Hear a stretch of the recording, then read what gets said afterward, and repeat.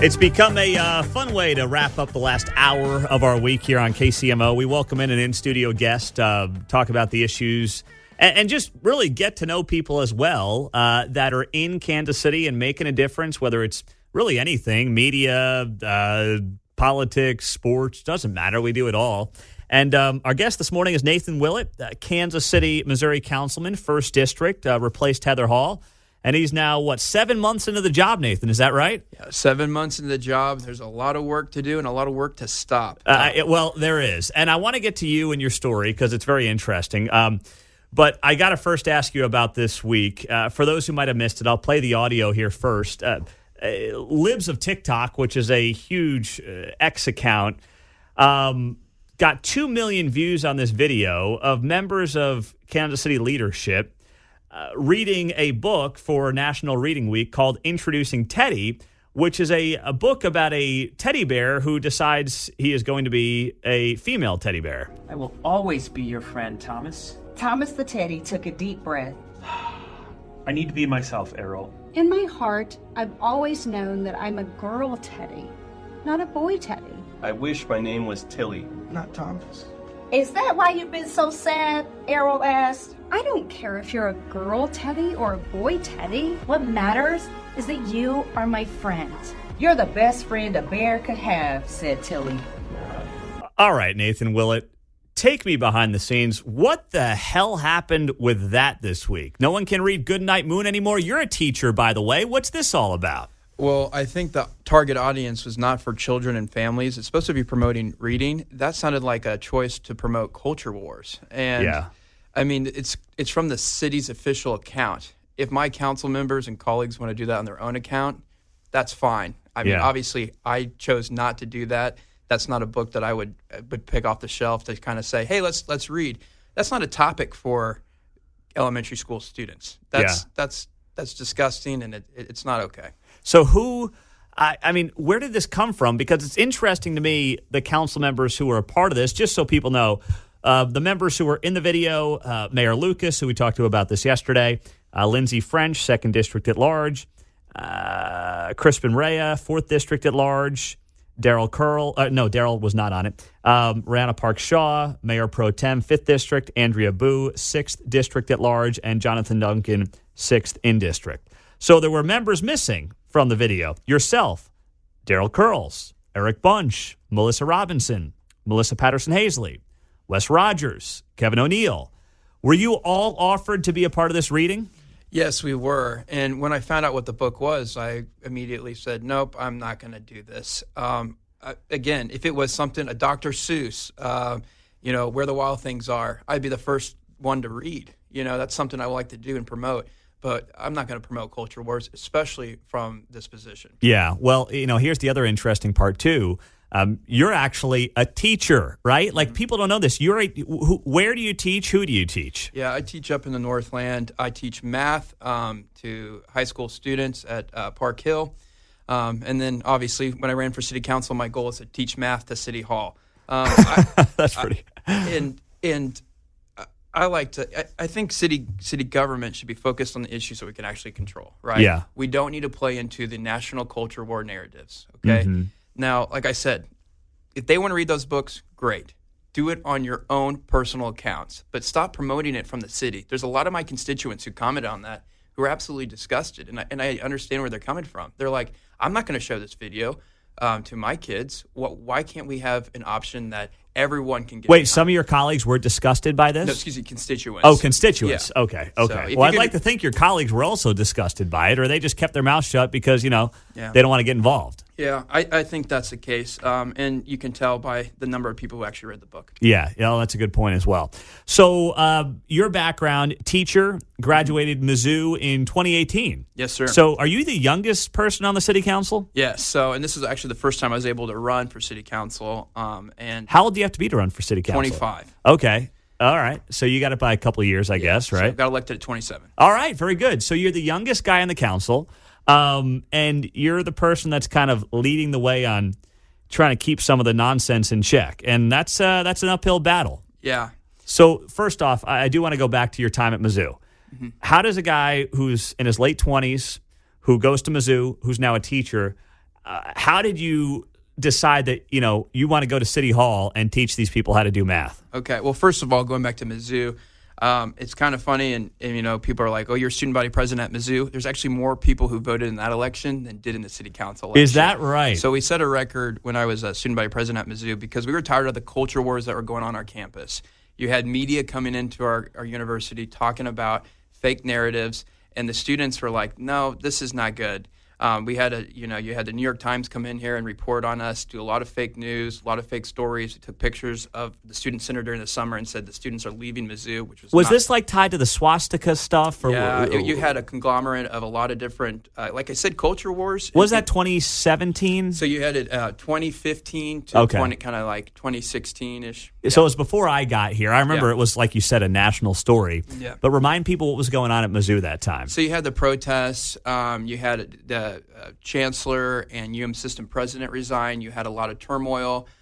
You had media coming in here. And I think the reason why the media came into Mizzou is because they're so well connected throughout the country. Big journalism school. Big journalism story. And so whenever, things that were happening on our campus happened on any other campus at that time, especially the negative things. And you also had the administration who were not used to dealing with students, so they didn't really meet with some of the What were they in uproar over again? Like, what was the controversy? So there was, you had obviously the events of Ferguson happen, and then coming to Mizzou, they felt like the administration was not listening to them. And I can see where they're coming from. You kind of had a university system president at the time not know how to deal with students, especially student activists, and kind of sit down and listen. Mm-hmm. And they just wanted space for that. But then it turned into, okay, we got this media attention. Let's hunger strike. That's right. Yeah. Yeah, that's right. Okay. So it ties. So you run and become student president in the midst of all that. Yeah, just after that. And I ran on a platform of Tigers Together. Let's start talking about the good things that make the institution run well. And I want to remind, we lost 35% of our alumni memberships at the university. So it was a time where it was one of the lowest at Mizzou, and I wanted to come and talk about all the good things. I was a Greek student at the time. Greek life was underneath attack. So I made sure, we've got a good Greek coalition, and we had, over 8,500 Mizzou undergrads vote. So we had, it was actually pretty fun. So, and that's more people than voted in the Kansas City Council elections last year? For an in-district race. Correct. Wow. I mean, that's pretty embarrassing. Yeah. I hate to say it. But now you look at some of the issues here in this town, and you've been fighting them. I mean, let's start off with the source of income ordinance. That was the insanity that passed a few weeks ago, where now if you're a landlord, you basically, can't reject somebody who may have a criminal history. That's basically where we're at, right? Yeah, we weaken the ability of landlords to decide who's the best tenant and who would be the most risky. And it also puts the other current tenants they have in jeopardy. They don't want necessarily someone who has a violent past or a history of previous evictions due to damaging property to be their next door neighbor. And then I also think that local government can't force people into federal programs. We shouldn't be able to force people into taking Section 8 housing or making their rental into Section 8. And this does that. And so we're definitely overstepping our role. And it's going to have a lot of consequences, both short-term and long-term. But I guarantee you the problems that occur that because of this program, the KC tenants will come back here and say, we need to do this to solve that problem. And it's just going to go down. And their ultimate goal is socialized housing. They don't believe that in personal property. And that's the road that they're heading down. Well, you're right. I mean, it's amazing. And this is how it always goes, right? Activists want more government and more government programs end up screwing these things up and make them even worse. And then they figure the answer to more government is more government. You see it every time. And it passed, unfortunately, pretty easily. And that was awfully disappointing. Now, this group, KC Tenants, they have a lot of sway with this city council. And we've watched, and I know you've watched from afar before you got on city council, their growth. I mean, they came about a few years ago, and every year it seems like they get more control and they get more of what they want. How do you stop that, and how concerned are you by it? So I will say this. If you go back to the original source of income that they proposed, we were able to make, I slowed it down with a resolution to talk about a landlord incentive program. So if you're going to force people in a federal program, you better believe you're going to be able to provide them the funds if there's damages from it or the time that it takes to go through the red tape. So I passed Resolution 7-6, and that was slowed down the source of income, and we made 20 major amendments to it. It's still a piece, pile of junk, but originally was a piece of crap. Yeah. And I think ultimately when you don't show up, and I'm talking about the people out there, if you sit back and you let activists vote or show up in the chambers or testify on things, and that's the only voice that you hear, that's the kind of policy you get. And people think that you get bullied into it. I mean, I'm not going to get bullied into it. I know where my firm principles are.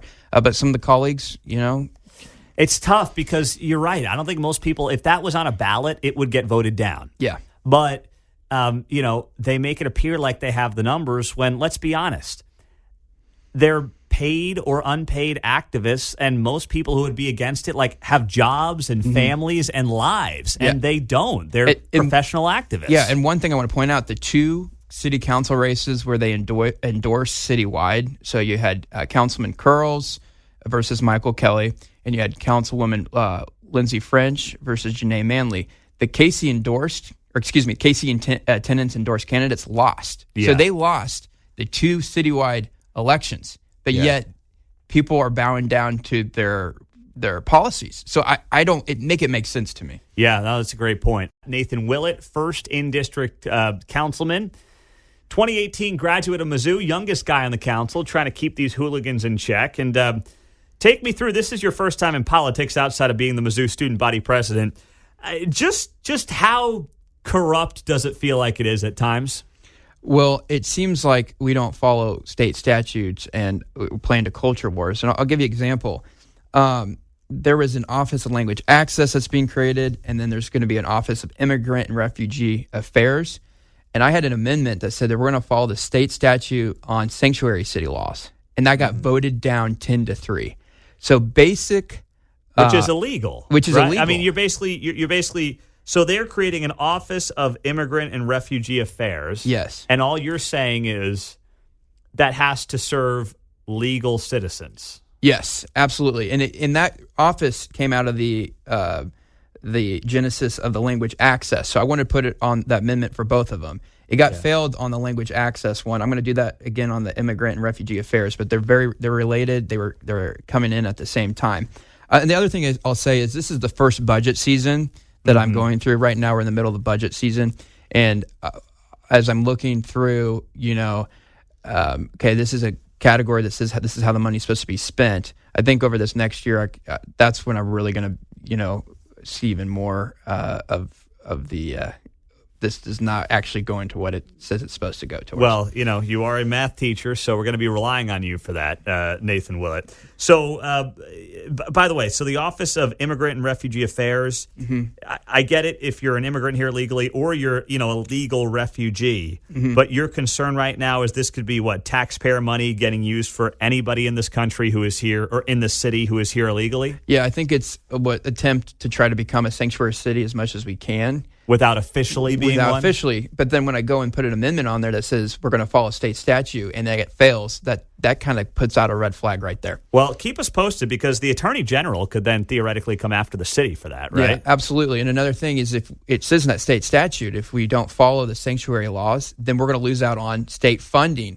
for other areas. So this could really hurt our constituents throughout Kansas City. Well, it's about time the state actually held up its end of the bargain as far as I'm concerned and said, if you guys want to break state law, you're not getting state dollars. And you know as well as I do, the city can't function without state dollars. No, absolutely not.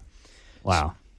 All right. Well, take me through the Royals situation. I don't know where you're at on this, but I know you do have some concerns with the Royals wanting to move to the Crossroads. What are they? Well, first of all, I'm not a Jackson County citizen, so I'm not voting on that. I'm not going to tell people how to vote on it. Okay. But what I can, the council has the right to vacate streets, and according to their plan, they have it vacating the street of Oak, and they're having the stadium with extended hotels and corporate offices take over other businesses.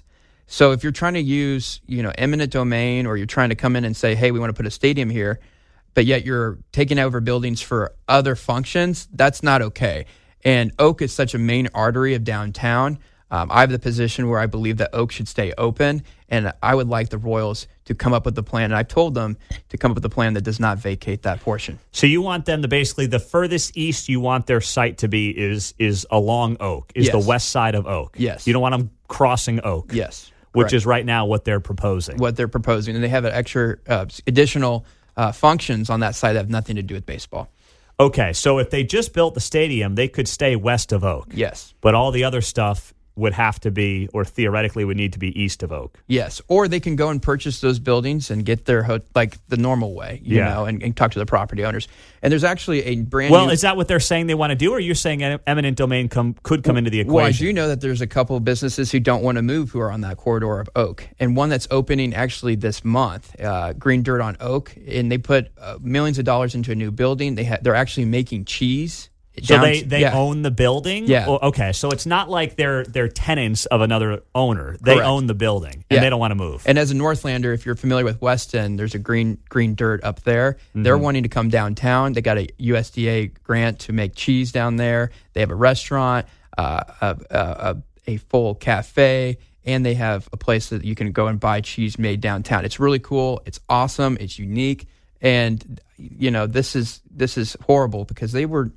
You know, they didn't find out about the Royals' plans firsthand. They found out from other people telling them with the original site. So they were in a team meeting, and then all of a sudden you had the plan roll out, and they say, "Oh, my building's now a hotel." You know, that's not okay. Wow. Okay, I didn't know about that story. Have the Royals, do you feel like, been transparent with you as a city council on any of this, or do you feel like that's been lacking? I think they're trying to worry about the tax, and that's not something I'm going to weigh in on because I'm not going to tell people how to vote in Jackson County as someone who's not in Jackson County. Mm-hmm. But there's definitely more hoops to go through, and the council has a right to vacate Oak if we wish to, and I don't know if they necessarily have the support for that. Okay. All right. Now take me through, I know, we always say elections matter, local elections matter. What is going on in Clay County that you want to make sure people are aware of? Yeah, absolutely. So this April 2nd, you have the Clay County Health Board, and there's 3 amazing candidates. 2 of them are my constituents, and one I actually met while knocking doors. So you have a nurse, Debbie Florida. She's been a nurse for 37 years and currently on the health board. She's done a fantastic job. You have Dr. Jim Dixon. He's a dentist in Liberty. And you have Dave Ferreira, a retired KC firefighter who I met knocking doors. And local elections matter. You want to make sure that the boards represent the people. And these are all common sense when it comes to health policies. And we'll make sure that we actually listen to people and have qualified people on the board. All right. Give those 3 names one more time in the next 10 seconds. All right. Florido, Dixon, Fiera. They're the first 3 on the ballot in Clay County. And the no excuse early voting starts March 19th. So you can go down to the Clay County Election Board in Liberty if you choose to vote that way. All right, Nathan. Good stuff, man. Thanks for coming in. Yeah, thank you, Pete. And congratulations to your family. Thank you. Happy Friday. Happy weekend. Oh, and congratulations and thank you to your substitute teacher who's helping hold down the fort there at the high school, right? Yeah, absolutely. All right, good deal. Nathan Willet on KCMO.